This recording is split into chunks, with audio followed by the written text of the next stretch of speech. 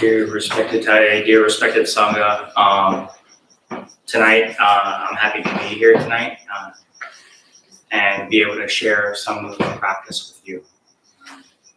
It's been a huge change for me, going from being monastic to coming back out and being a layperson again, and now learning how to continue my practices that I did when I was monastic as a layperson. Because of life, because of everything that goes on outside, now you need to be more resilient in a way to be able to continue your practice. So tonight, we're going to have a chance to be able to share with each other, and it's going to be an interactive. So I'm going to ask questions as well, and I also would like to have you guys' opinions and suggestions as well, because we're all here together to practice together as one big Sangha or community of practice. So we'll go ahead and start off with coming back to our breath and allowing some of our other friends to possibly be able to come in as we're continuing on. So I'm going to go ahead and invite 3 sounds to the bell.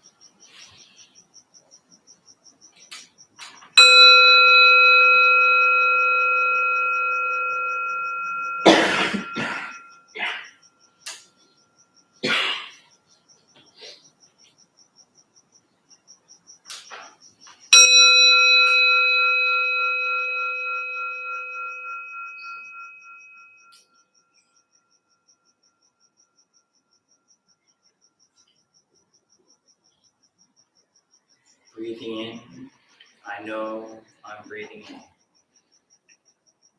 Breathing out, I know I'm breathing out.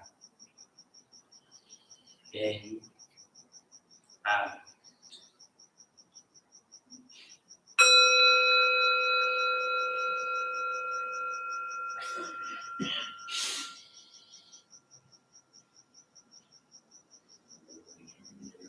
Breathing in a long or a deep breath. Breathing out long or deep. Becoming aware of my breath, if it's fast or slow.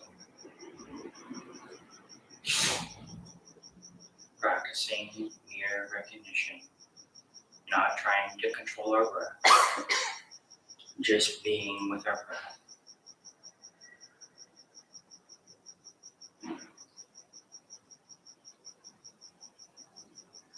Deep, slow.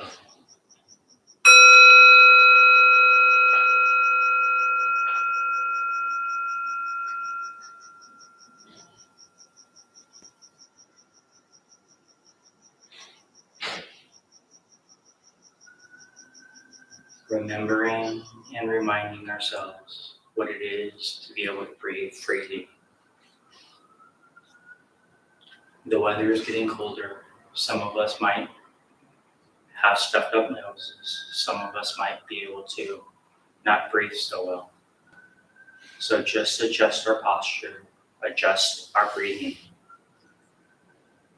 Instead of breathing with our nose, we can also breathe through our mouth. Allowing ourselves to settle into our body. Allowing ourselves to be present with ourselves right here, right now.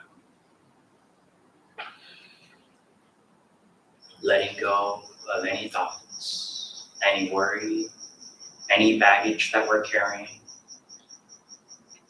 It's okay just for this moment to let go. Relax our shoulders. Allow our neck to relax. Bring ourselves to the awareness of our forehead.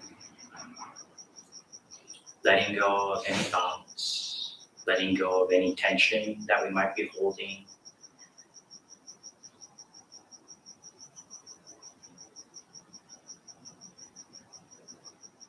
With our out breath, as we breathe out, allow that tension to dissipate. Allow that tension to ease. Breathing in, bring our awareness to our eyes. Our eyes allow us to see the beauty around us. Our eyes allow us to see our loved ones. The beautiful sky, the different color of the flowers, the tree. Breathing out, sending loving energy, allowing our eyes to rest. Throughout our everyday lives, we rely on our eyes so much. A lot of times we're looking at things on the computer screen, or we're looking at things on our small little screens on our phones, and we're squinting.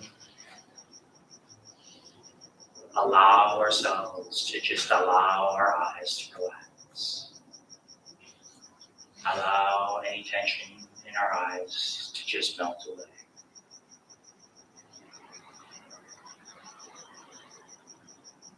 Breathing in, bringing our awareness to our cheek.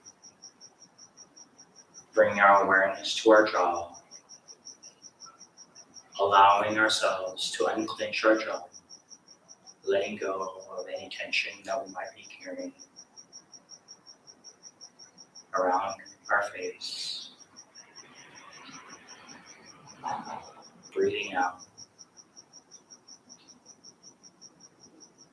Allowing our jaw to soften. Allowing our jaw to disengage. Just for this moment. Bring our awareness to our shoulders and our neck. Allowing ourselves to soften those muscles.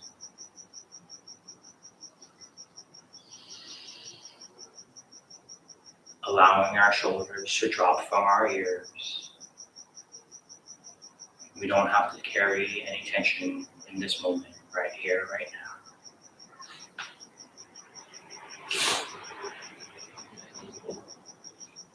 Subconsciously tell yourself, I allow you to relax.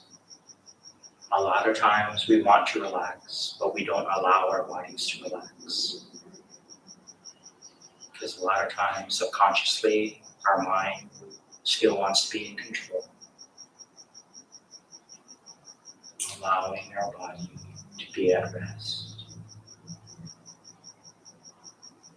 Allowing ourselves just to be, not having to run, not having to do anything. Just be right here, right now, with your body. Bring your awareness to your breath, allowing your breath to anchor you.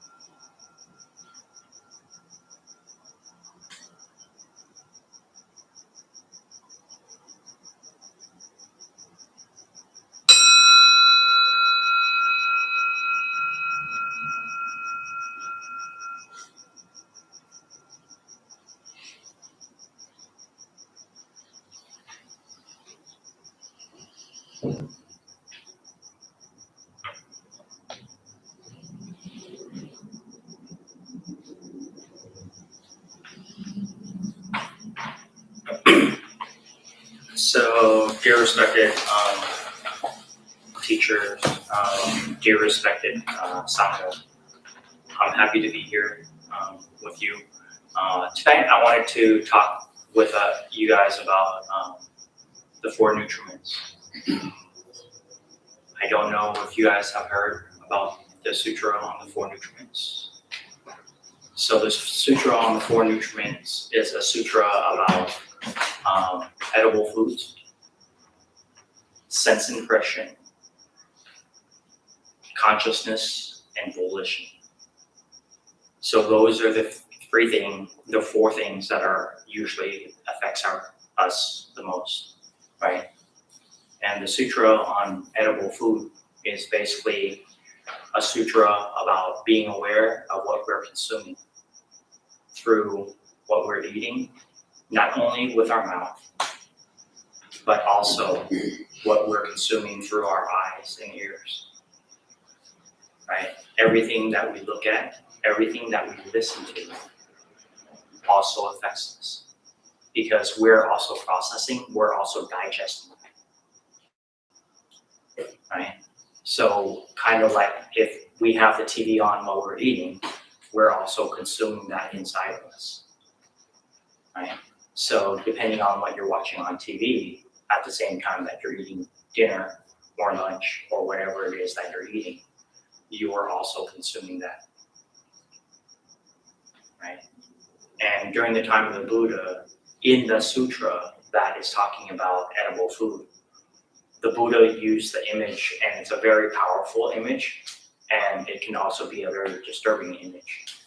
And that image is the image of a mother and father walking with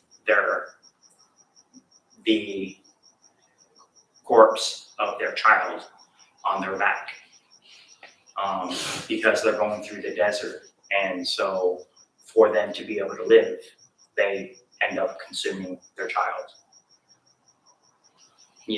and in that sutra, what the Buddha is talking about is if we're not careful and we use up all of our resources, then we're taking away from our future generation, right?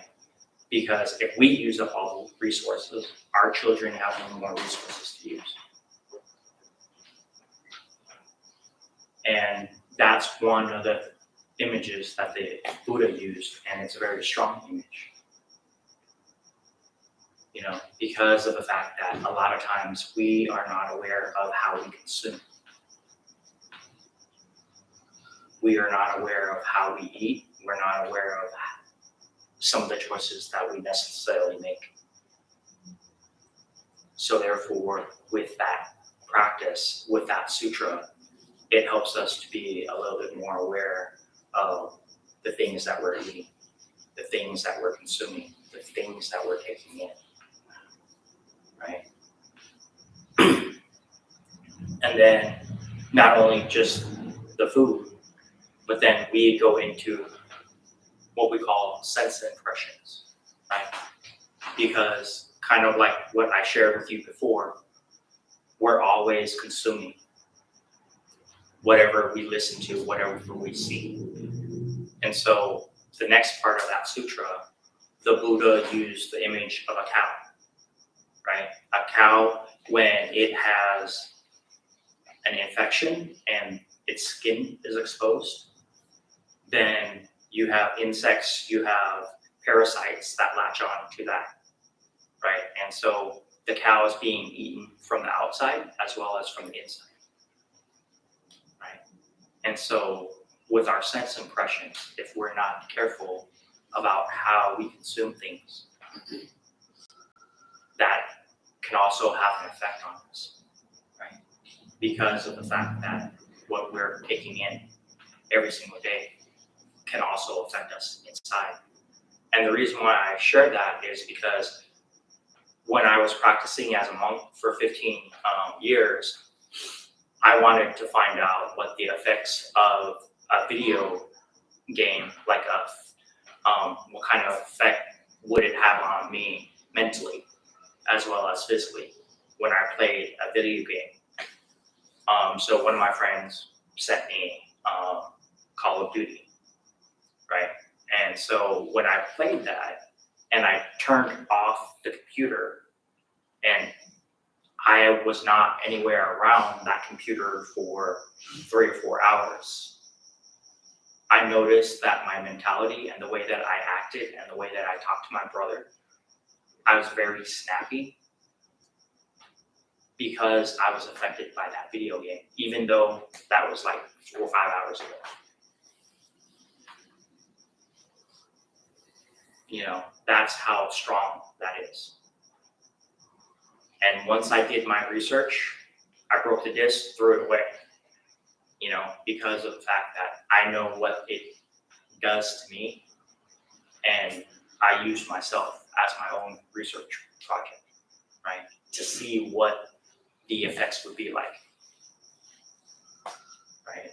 And so that goes to show you how strong that sense impression can be. And the image that they use is also a very strong image, right? Which is the cow with skin disease. And so it's being eaten by the parasites inside as well as outside of it, right?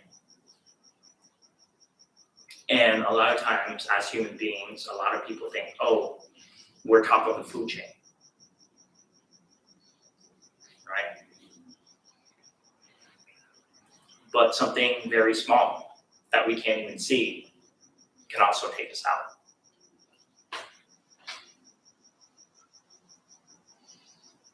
Right? So it allows us to see that life is impermanent. You know, don't wait until the last moment. Enjoy your life now. Enjoy your loved ones around you. Because I also had a friend of mine. He came from poverty and he joined the US military to be able to go to college, to pay for school, and things like that. And he was always working, right? And always trying to be the best that he could be. And I'm like, yo, bro, you need to slow down. You need to slow your roll because your body's not going to be able to put up with it. The amount of stress that you put on your body, it's not going to be able to handle it, right? Didn't listen. He was all like, oh, I'm young. 3 days before we were getting ready to deploy, we had to do our physical fitness test. He dropped like that. We were on our 3rd mile. He dropped, he had a heart attack. And that was the end of that. He didn't get a chance to enjoy his so-called, he was planning on doing 20 years and retiring.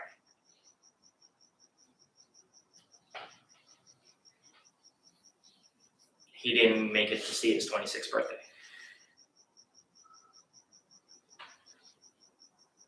Right? Because the thing is, when we don't have the opportunity to practice and to just be instead of doing and allowing our body to rest, allowing ourselves to decompress, the only thing that we're doing is we're being a terrorist to our body.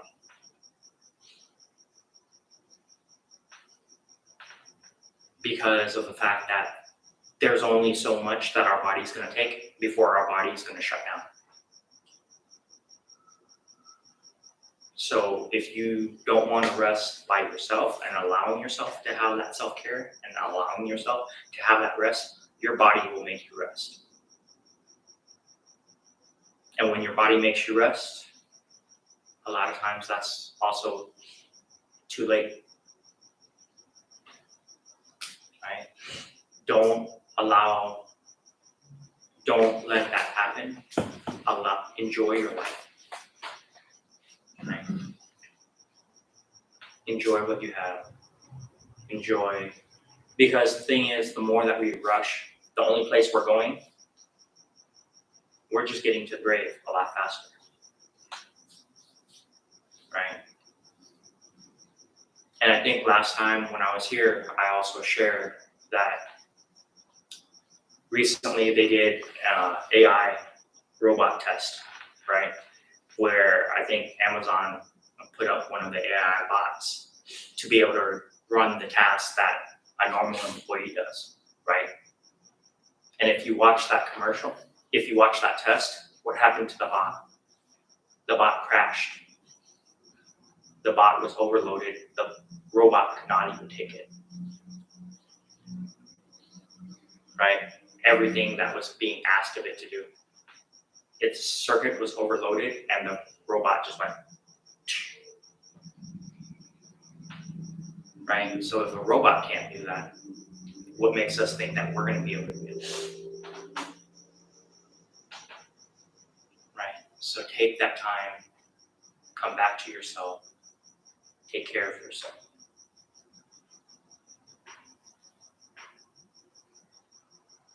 And one of the things that a couple of my colleagues and I have been talking about within the mental health is when we talk about our past or when we're stuck in our past, we're dealing with depression. When we are stuck in anxiety, we're thinking about our future too much, right? The only moment that we have is right here, right now, in the present moment. You know, that's our appointment with life. But the thing is, when you learn how to take care of the present moment, you can also take care of the past and you can take care of the future. And what I mean by that is when you learn how to practice to stop, to breathe, take that pause, right? 5 minutes from now, what did that just become? That just became your past, right? But for those 5 minutes, you were able to stop, you were able to smile, you were able to be happy. So now that's a happy past. But also, if you learn how to breathe, you learn how to take that pause, you also help yourself deal with the future. Because you know that you can take a pause and you'll be okay. Right? The worry, don't get me wrong, the worry's still going to be there, right? But at least for right now, right here, you don't have to feel the effects of it inside of your body because you're able to come back to your breath. Right? How is our breathing when we have an emotional response? Labored. Labored, constricted. Is your breathing fast or slow? Fast. It's very rapid, right? Part of the reason why your breathing is also very rapid. How's your temperature? Elevated. Your temperature is elevated. You're going to feel the heat, right? So the thing is, a lot of times when that happens, your chest also feels constricted, right? And when your chest feels constricted, you're not getting the airflow that you need. So when you're not getting that airflow that you need, your mind automatically kicks it into overdrive. And what happens? You have a panic attack.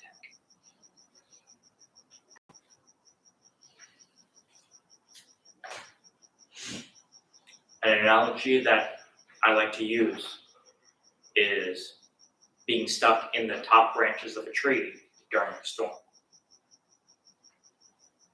Right? So in a storm, if you get stuck in the top branches of a tree, what's going to happen? You're going to get tossed and turned, right? You're going to get thrown back and forth like this, right? That's the same thing with us being stuck in our head. When we're stuck in our head, all we do is back and forth, right? Kind of sitting in a rocking chair. Because sitting in a rocking chair, you're not going anywhere. You're just going back and forth, back and forth, back and forth.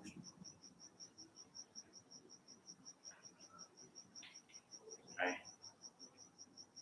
To help you get out from that storm, bring it back to your body. Bring it back to your abdomen, which is kind of like a tree trunk. It's a lot more solid than being up on the very top branches where you're getting tossed around, right? And if you're still restless and you still can't sit still, even though you try to, bring it back to your abdomen and placing your hand and feeling your breath come in and out, go to your roots. And what I mean by go to your roots, stand up, do walking meditation, right? If your body's restless, don't force it to have to sit, because you're going to lose that battle. Because the thing with practice is sometimes we have to use our mind to help our body calm down. But sometimes we also need to use our body to help our mind calm down. How many of you guys run? How do you feel after a long, good run? You feel a lot calmer? You also probably go to sleep a lot easier, huh? That's your body helping your mind calm down. Right? So a lot of what I'm sharing with you is be aware, because there's a lot of things that we also consume in our everyday life, right? The next one is volition, which is our thoughts. And the image that the Buddha used was two big guys pulling you towards a pit of amber. Like, it's not a full-on fire, but you know that it's still hot and it can still burn you, right? And the two guys that are pulling you towards that pit of amber,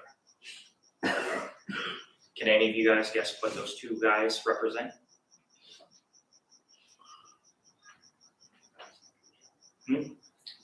Aversion and clinging. What? Clinging or averting. Okay. Anyone else? Good and bad, Good and bad? past and future. Past and future?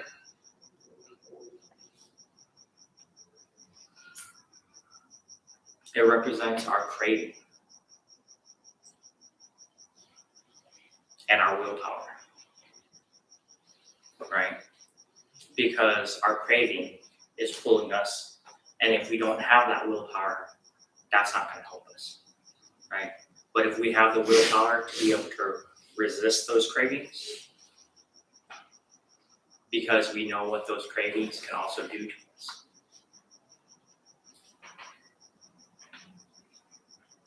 Right? So if we don't have that willpower, then we're going to get dragged towards that amber.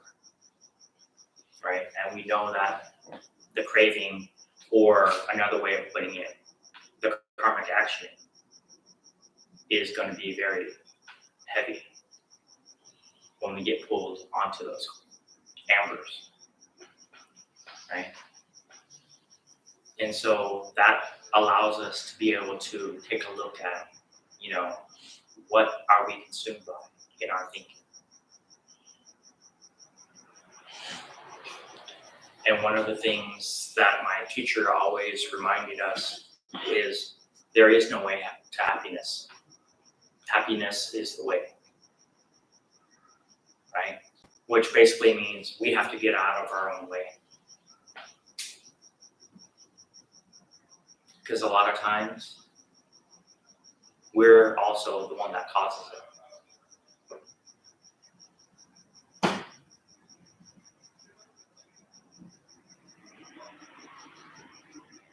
You know, there was a cartoon clip of Scooby-Doo, right?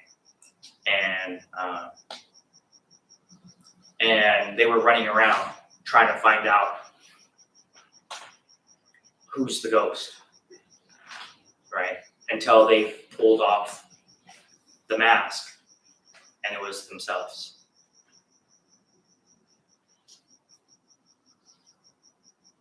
So therefore, a lot of times we also cause that if we're not aware of our craving, right? We're not aware of what's pulling us towards that direction.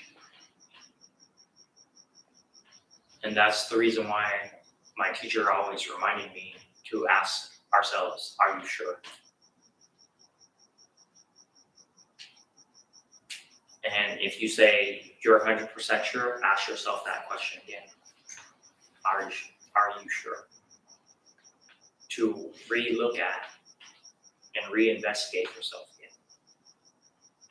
The more and more that we get to know ourselves, the more that we become our own ally, our own friend,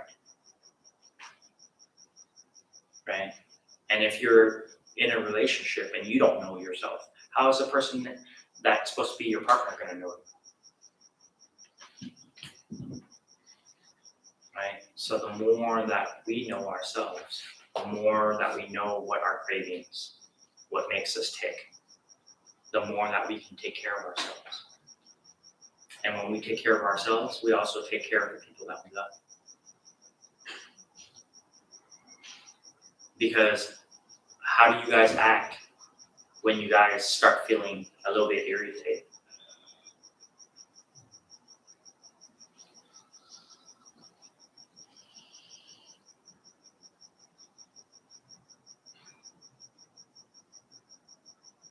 You know, how quick is our fuse?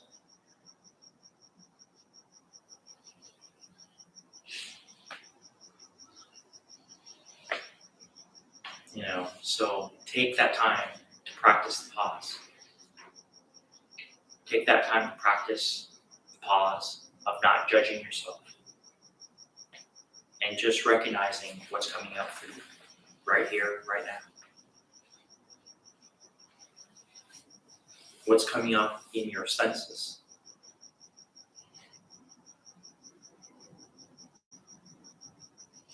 Because what's coming up in our senses is also connected to something in our life, right?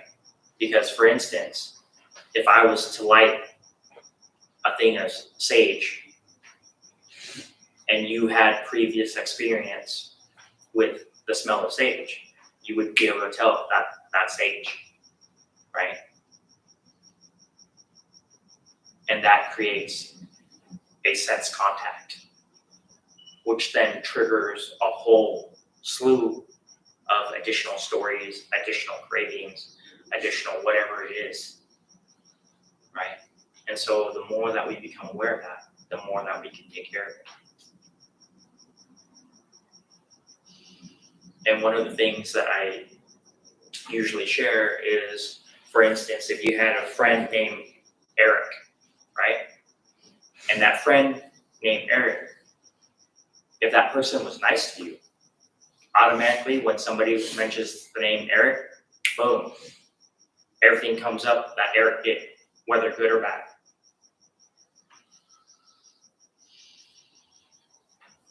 Right? And sometimes we have to adjust that perception of that person. Because how many of you guys are the same as you were when you guys were 5 years old? You're exactly the same? Yeah. So the thing is, we all change, right? But do we allow ourselves to update that file of that other person, right? Or are we keeping that same file of that person, right? That person might have already changed. but we're still keeping an old version of that person.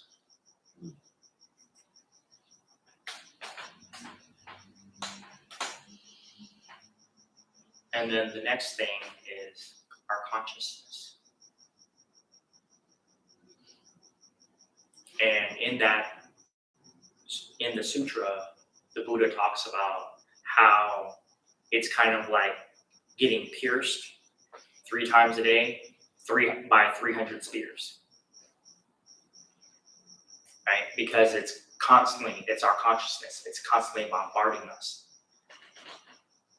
Right? So the more links that we continue to think that way, continue to do things that way, it continues in our consciousness. That's part of the reason why when I did the guided meditation when we first started, right? I said, allow yourself to relax. Silently say to yourself, I allow you to relax. Because a lot of times we want to let our body relax, but we don't subconsciously let our body relax. Our mind still wants to be in control.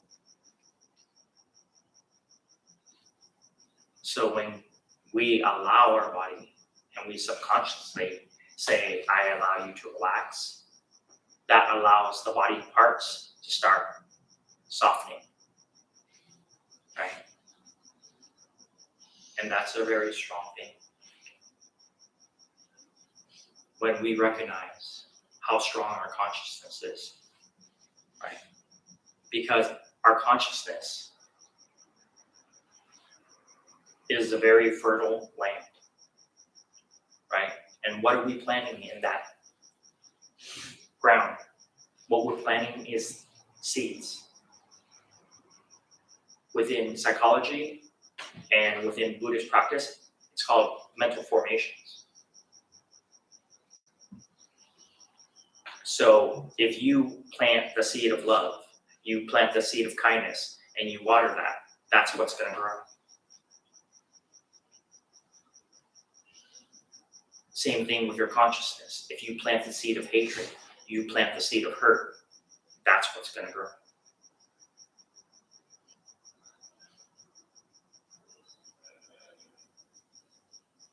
So our mind and the power of our mind and the things that we share with our mind is a very powerful thing.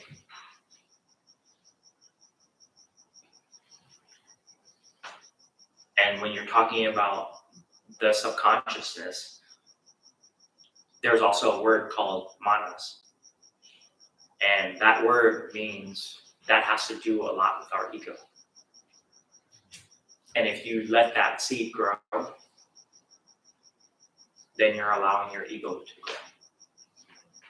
You know, you're not being fully aware of everything else around you. And within the Buddhist scripture, there's also a sutra on the Buddha talking about taking inventory.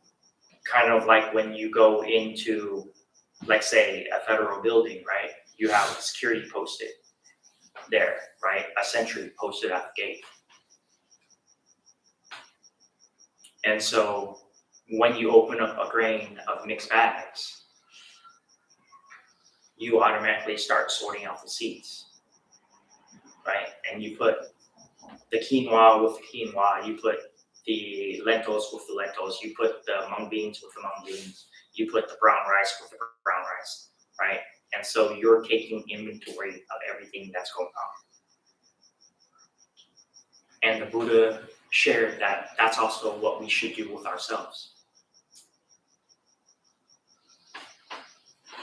right? Taking inventory of what's coming up inside of us and recognizing the good seeds, the not so good seeds that we still need to transform, and then the neutral seeds.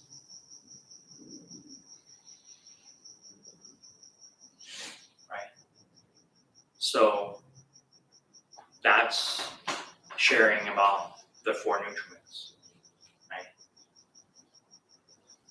One of the things that today in a class that I was teaching that I shared, what does attire and your attitude have in common?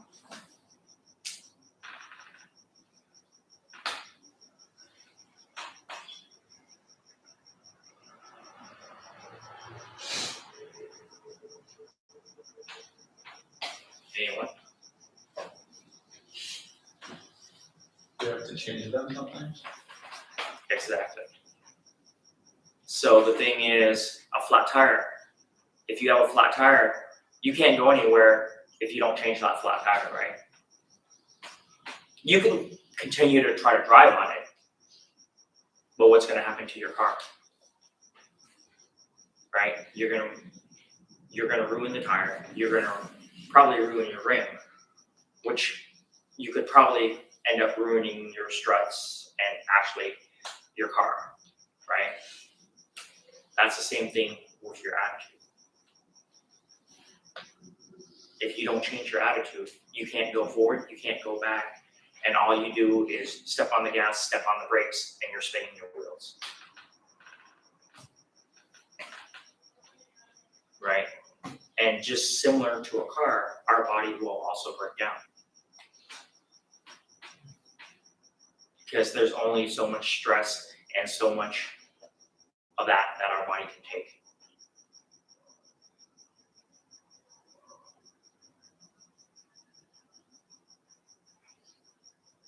So the next question that I have for you, what's PBS?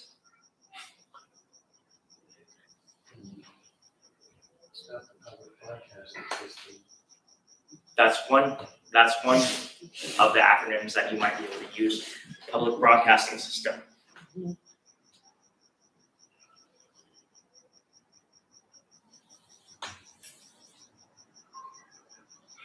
It's not peanut butter sandwich.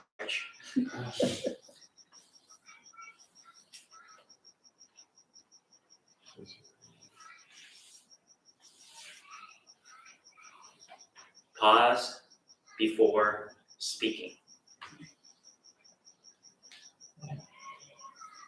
Or another way to look at it, pause, breathe, smile. Right? The reason why we want to pause before speaking is we know that our words can also bring happiness, or it can also cause suffering.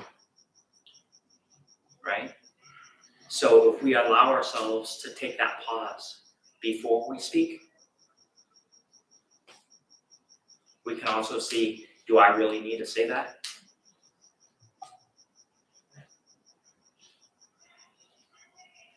Right? The pause, we're pausing from non-judgment.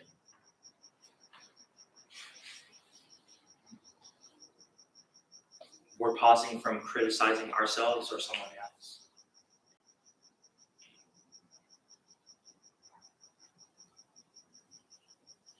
Because once we put those words out there, we can't take those words back. Just like if you take a plate, right? And you smash a plate, even if you super glue that plate back together, is that plate still whole?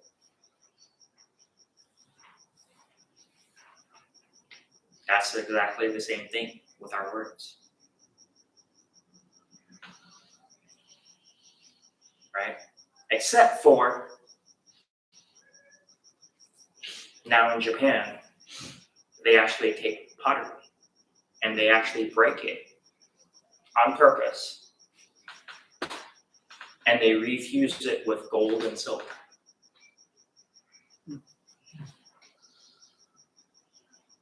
Right? That now makes it a lot more valuable because of the fact that it has that gold and silver. That's the same thing with us. Right? How many of us are perfect? How many of us are not broken?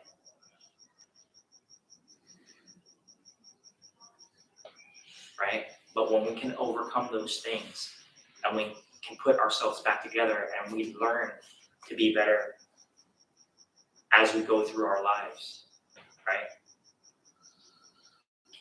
We just now infuse ourselves with that gold and silver. And we, as a human being, also become a lot more valuable. Because then we can also help other people. Right? And it's not, at that point, then it becomes us not just thinking about ourselves. Right? And then you guys also have the practical knowledge. Right? And then it's not only just theory, because you take it and you apply it into your everyday life. And that's where the diligence and the confidence in the practice comes from. Right? We can all go buy a book and we can all read a book, right? But the difference is when we apply it in our everyday life and we make it into living Dharma, the living practice. Right? I have a friend, so when I became a Buddhist monk, I was a monk in the tradition of Zen Master Thich Nhat for 15 years, right? And so I have a friend of mine, she has all of his books from English to Vietnamese, and they're all sitting on her bookshelf.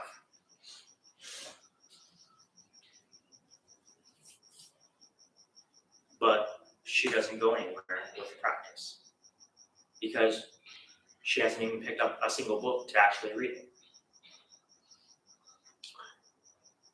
Right? She hasn't applied any of it in her everyday life. So it's sitting up on the bookshelf, looking pretty, but she hasn't applied any of it into her everyday life. And that's the difference. That's what makes it the living Dharma, is when you polish it off and you take it, apply it for yourself, see that it works, and continue to practice it. Right? It took me a lot going from being in the military to then becoming a Buddhist monk and learning how to practice with both of those.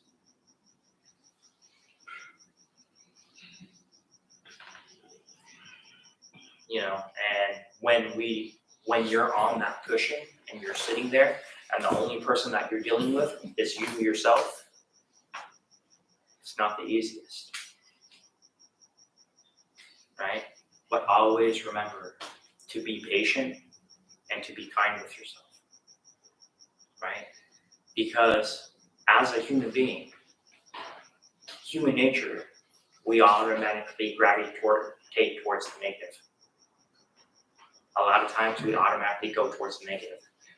We're the worst critic on ourselves.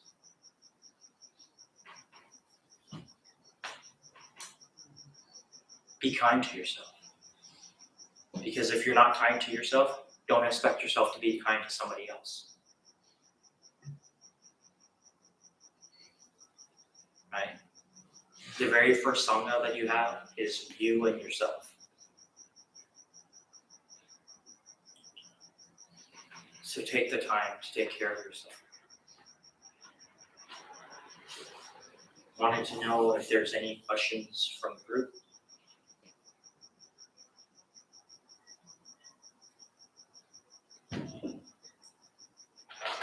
Yes, ma'am. Can you share why you left your life in the monastery? So the reason why I left my life in the monastery is to do the work that I do now, right? So now I work for the VA hospital, and I take care of our veterans. I don't care for the suicide rate among returning veterans. It's more than 14 a day. It's actually 45 a day. And that's because, yeah, we send them off to war, but then we don't take care of them when they return. And that's a sad part. Whether we want war or not, we also have to look at both sides of it, right? because for most of us to be able to be peaceful and live a peaceful life, there also has to be somebody that's willing to step forward and do the things that they have to do, right? But that also doesn't mean that they shouldn't be able to heal. So that's the reason why I teach meditation, I teach Tai Chi, I teach healing sounds of the Native American flute, all to be able to help our veterans be able to process their PTSD or PTS. And sometimes the stuff that happens to our veterans, it's not like they wanted it to happen to them, right? And so sometimes they don't know themselves. Like, I'm sure none of them have had someone give them a talk on the four nutriments, right? They probably don't even know what volition is or, consciousness, right? So bringing it to them and being able to help them change. And one of my other younger monastic brothers, he also left after I left, but he left after I did. And so he also is now working with veterans as well. And like yesterday we saw each other and he was asking me, hey bro, are you planning on doing a veteran and first responder retreat? Because our first responders, they also have quite a bit of stress on them. And a number of them are also taking their lives because of the traumatic stuff that they see in the line of duty or, protecting us or serving as firefighters as well.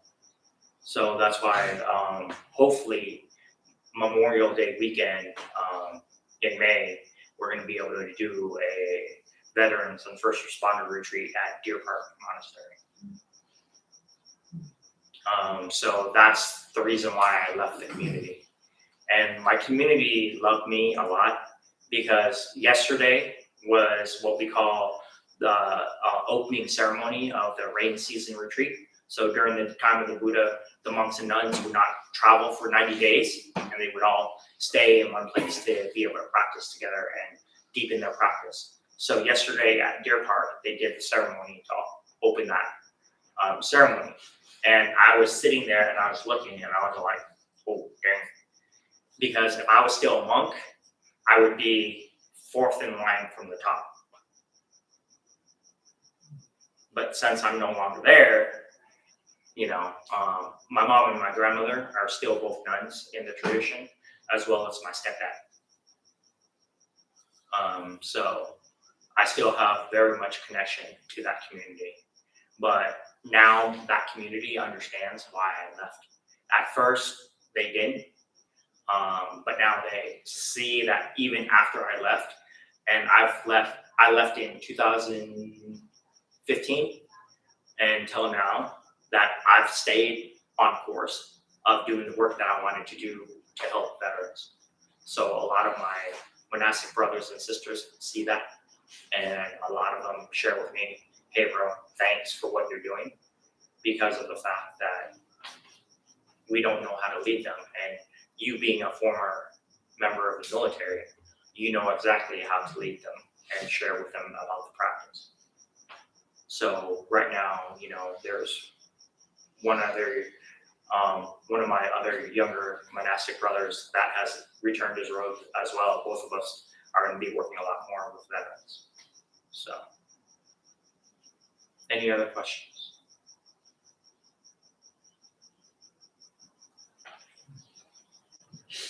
I have another question about how do you balance being connected to humanity and being aware of things that are happening, for example, in the Middle East right now, and then not being overwhelmed and saturated by all of that information to the point that it's hard to even imagine life on this planet. Where is the balance?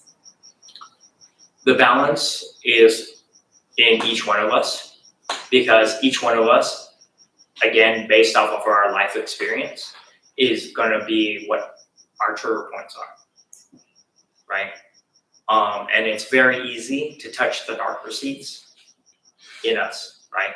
It's not as easy to touch the seeds of light in us, right? Because when we touch those seeds of darkness, we're also touching our seeds of suffering, right? But the thing is, we're also not just filled with suffering. Do you go around every single day and, oh, I'm suffering. No, right? You have moments of peace. You have moments of happiness. You have moments of joy.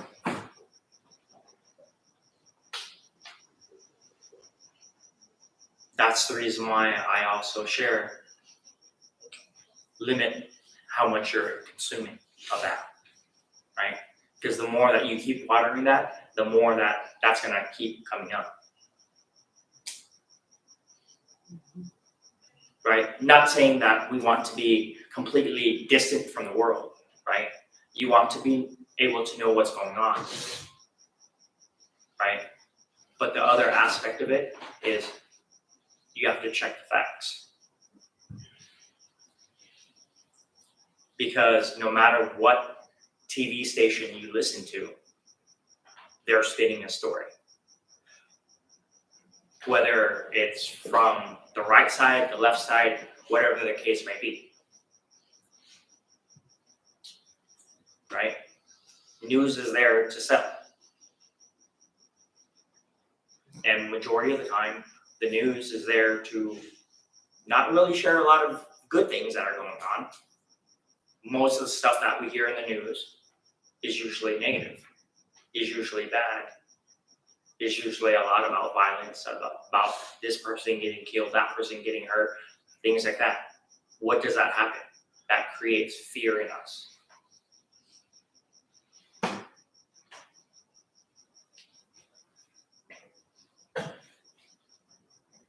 Right? And so being able to practice, being able to do walking meditation.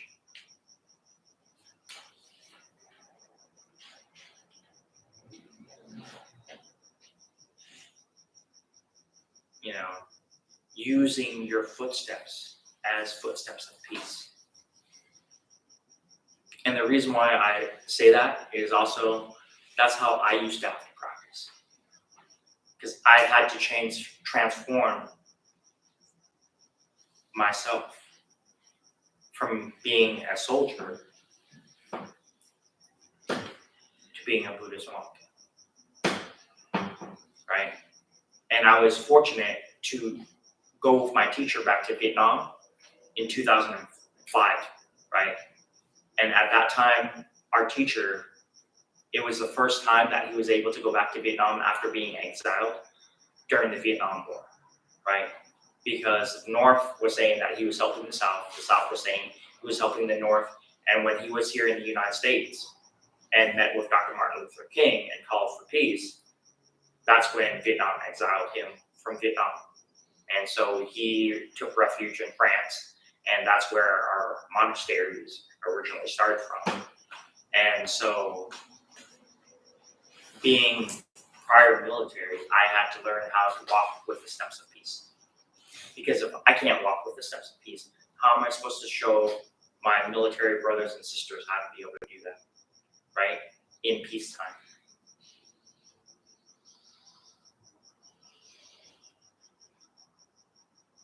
Right? And so for me, walking with my teacher, and one of my jobs previously when I was in the military was being an executive bodyguard for a 4-star admiral.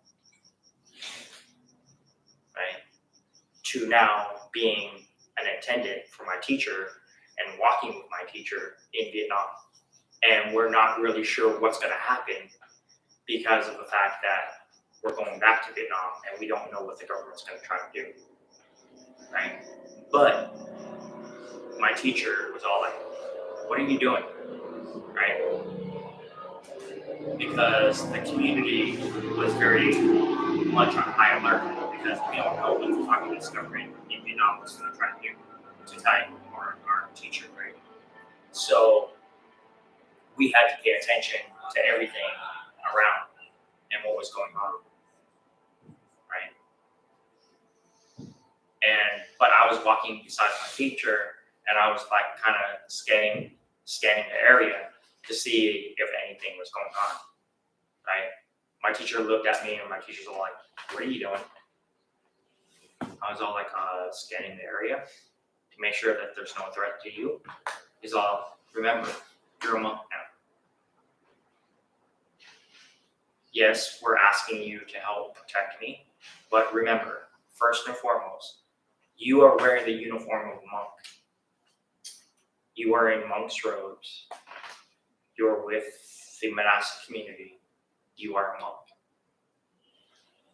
You need to walk in peace. You need to walk and have a smile on your face.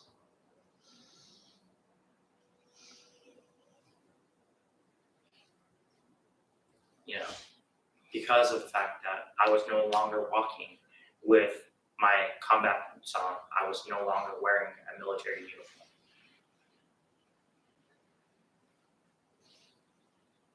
Right?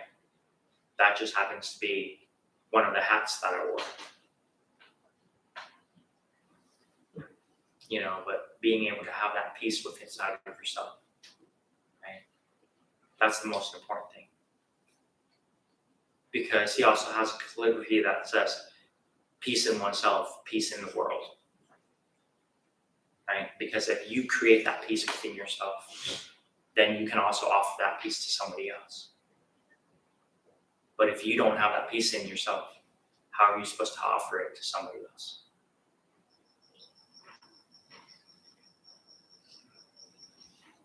So I would like to invite everybody to just sit straight up and take a breath and relax. If you want to go ahead and close your eyes, you can do so. And we're going to go ahead and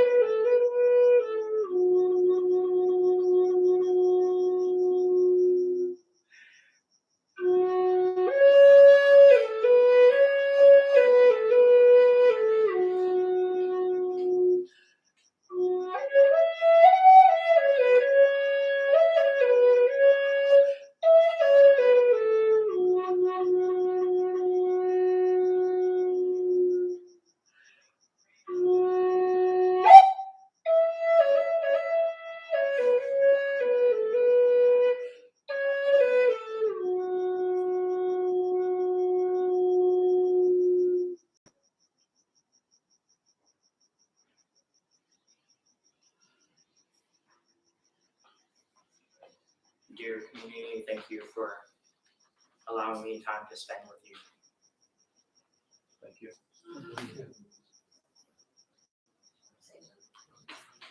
Hi, I'm tonight's host, Vicki, and we open the Dharma Building Medical